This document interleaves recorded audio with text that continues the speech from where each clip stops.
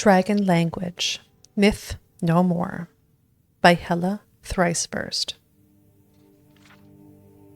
Dragon. The very word conjures nightmare images of shadowed skies, hideous roaring, and endless fire. Indeed, the dragons were terrifying beasts that were once as numerous as they were deadly. But what most Nords don't realize is that the dragons were in fact not simple mindless beasts. Indeed, they were a thriving, intelligent culture, one bent on the elimination or enslavement of any non-dragon civilization in the entire world. It therefore stands to reason that the dragons would require a way to communicate with one another, that they would need to speak. And through much research, scholars have determined that this is exactly what the dragons did. For the mighty roars of the beasts, even when those roars contained fire or ice or some other deadly magic, were actually much more. They were words. Words in an ancient, though decipherable tongue. Nonsense, you say? Sheer folly on the part of some overeager academics? I thought precisely the same thing. But then I started hearing rumors, the odd snippet of a conversation from some brave explorer or gold-coveting crypt diver. And always, it was the same word repeated. Wall. So I listened more. I began to arrange the pieces of the puzzle and slowly unravel the mystery. Spread throughout Skyrim, in ancient dungeons, burial grounds, and other secluded places, there are walls. Black, ominous walls on which is written a script so old, so unknown, none who had encountered it could even begin its translation. In my heart, I came to know the truth. This was proof of the ancient dragon language. For what else could it possibly be?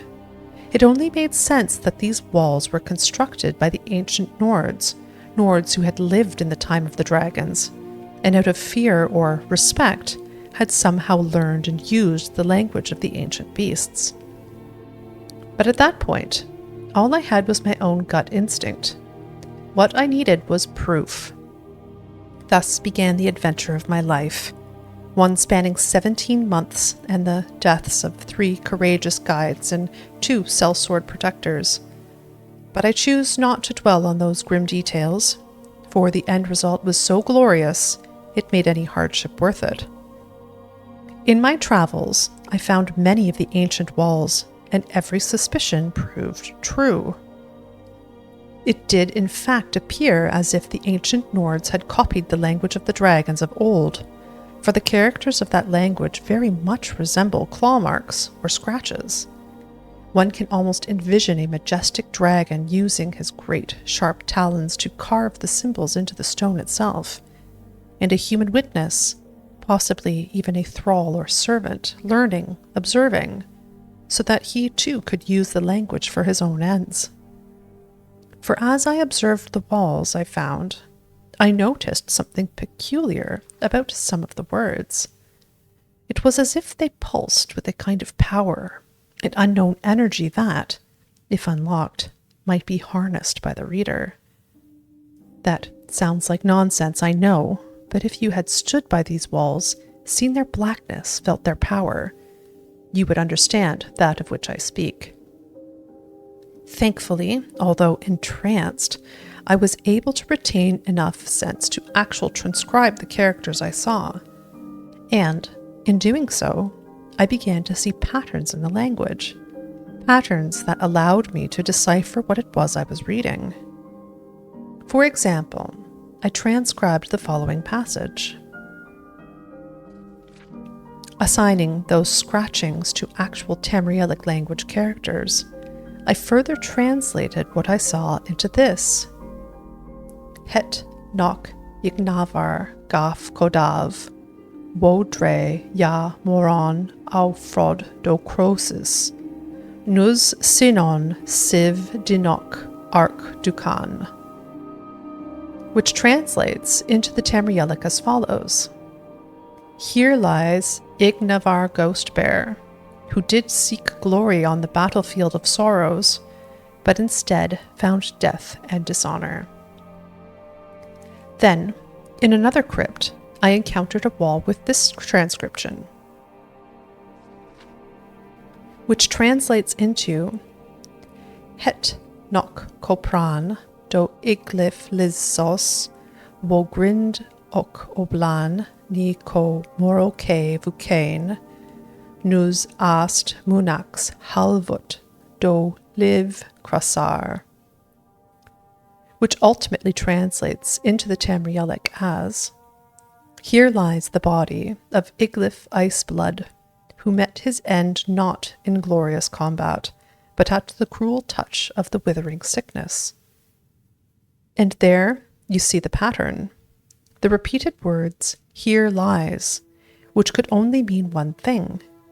Those walls marked actual ancient Nord burial grounds. You can imagine my nearly uncontainable excitement. It all started to make sense. The ancient Nords used the dragon language for these walls for very specific reasons. One of them was obviously to mark the grave of some important figure. But what else? Were they all graves? Or did they serve other purposes as well?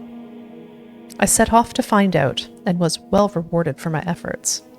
Here is what I discovered. This passage translates into this: Het ma tarodis tafir skorgi lun sinak wen klov gove nal rinik hak kun rok togat wa garot, which in Tamrielic translates into this: here fell the treacherous thief Scourgy Leechfingers, whose head was removed by the very axe he was attempting to steal.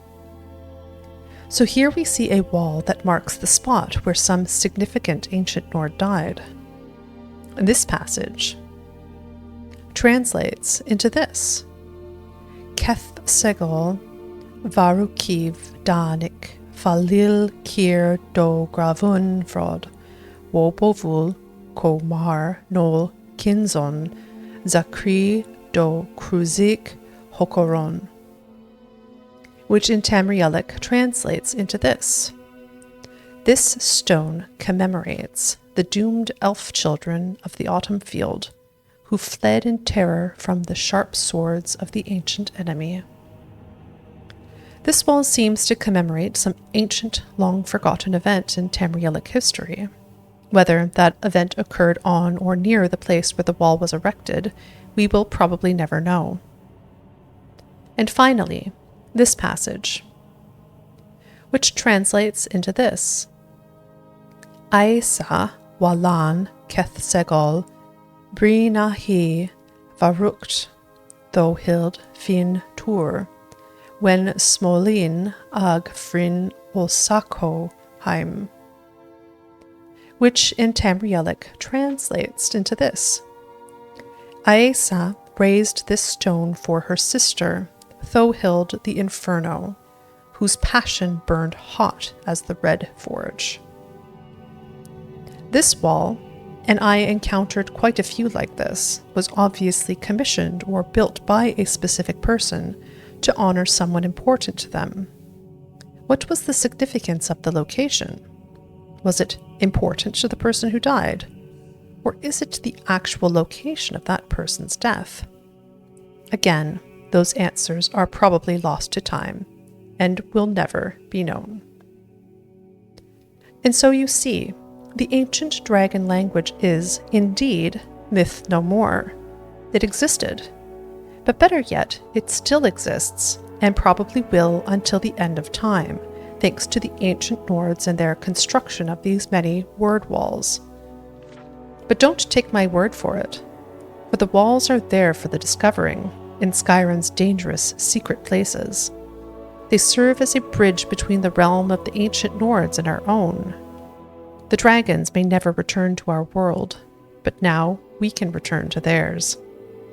And someday, we may even unlock the strange, unknown power hidden in their words.